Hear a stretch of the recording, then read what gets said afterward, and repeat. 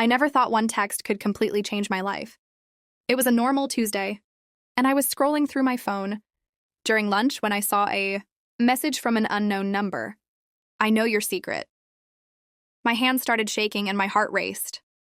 Who could possibly know? I tried to convince myself it was a prank, some stupid joke by someone at school, but deep down, I felt this knot in my stomach tighten with fear. The message repeated after a few minutes. "Meet me after school. I know everything."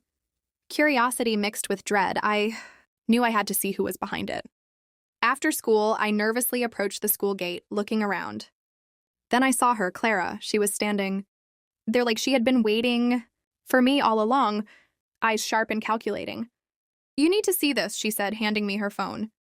My fingers trembled as I unlocked it, and the screen was filled with messages. Jason texting another girl. My boyfriend. My trust shattered instantly. My stomach dropped further as I scrolled. But then the biggest shock hit me. The other girl wasn't some stranger. It was Clara, my so-called friend. My best friend. My heart felt like it was twisting in knots, and I wanted to scream, but no sound came out. I walked home in silence, clutching Clara's phone like it was evidence in a crime. Every step felt heavier, every familiar street now seemed foreign. I replayed the messages in my head, reading the flirtatious words, the secret plans for meeting, the lies Jason had told me over the past months. I had trusted him completely, never suspecting that betrayal could come from both someone I loved and someone I considered a friend. That night, I sat on my bed staring at the ceiling, trying to process everything. Betrayal doesn't hit you in a straight line. It sneaks in, layer by layer, until suddenly you're drowning in it. My phone buzzed again, and it was another message from the unknown number. This is only the beginning. Panic shot through me. Who else knew? What else had been happening behind my back? My mind raced with questions I wasn't sure I wanted the answers to. Sleep didn't come that night. I kept thinking about how easily trust could be broken, how quickly a perfect world could collapse. And one thought kept repeating itself. If Clara could betray me, who else could? My heart ached not just from Jason's betrayal, but from the realization that the people closest to me could hurt me the most. I knew tomorrow would be a day full of tension, questions, and confrontations I might not be ready for. But one thing was certain, nothing would ever be the same again. The next day at school, everything felt different. Every hallway, every glance, every whispered conversation seemed to carry secrets I couldn't ignore. I tried to act normal, laughing with friends, pretending I didn't spend half the night replaying Clara's messages in my head. But the truth was unbearable. Every time I saw Jason, my stomach twisted. How could I look at him without thinking about the lies, the secret meetings, the betrayal from someone I loved? I waited until after classes, my hands trembling as I approached him by his locker. "Jason, we need to talk," I said, my voice steadier than I felt. His eyes widened, panic flashing across his face. "What do you mean?" he stammered, trying to hide the guilt I already knew was there.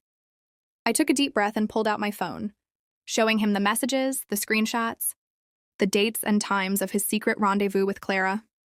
His face paled, and for the first time he seemed genuinely afraid. It wasn't serious," he muttered, but the words sounded hollow. I don't even know why I did it, but the proof was right in front of him. Every lie, every hidden detail, every secret meeting laid bare. I didn't want to cry, but the anger, disappointment, and heartbreak made tears slip down my cheeks anyway.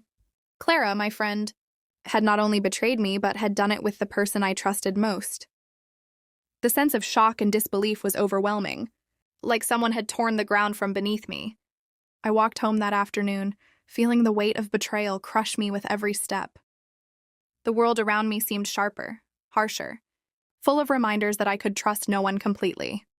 Even my own thoughts turned against me, questions racing through my mind like a storm. How long had this been going on? Who else knew? Was any of what Jason said to me ever real? My emotions were a mess. Anger, sadness, confusion, and a small, painful part of me that still hoped he would somehow make it right. That evening, I couldn't stop thinking about Clara. How could someone I considered a friend participate in something so cruel? The realization that friendships, like love, can be fragile hit me hard.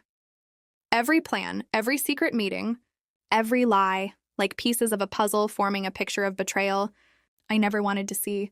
And as I stared at the ceiling that night, I made a silent promise.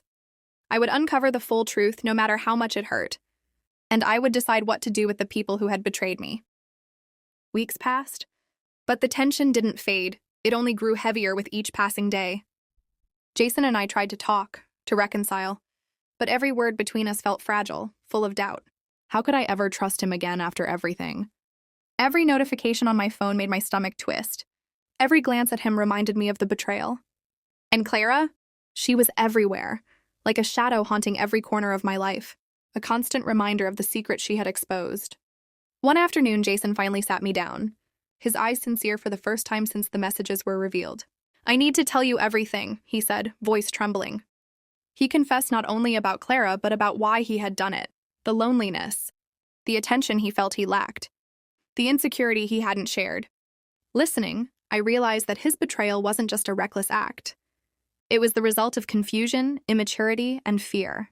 Hearing it didn't erase the pain, but it began to explain the chaos that had torn our world apart.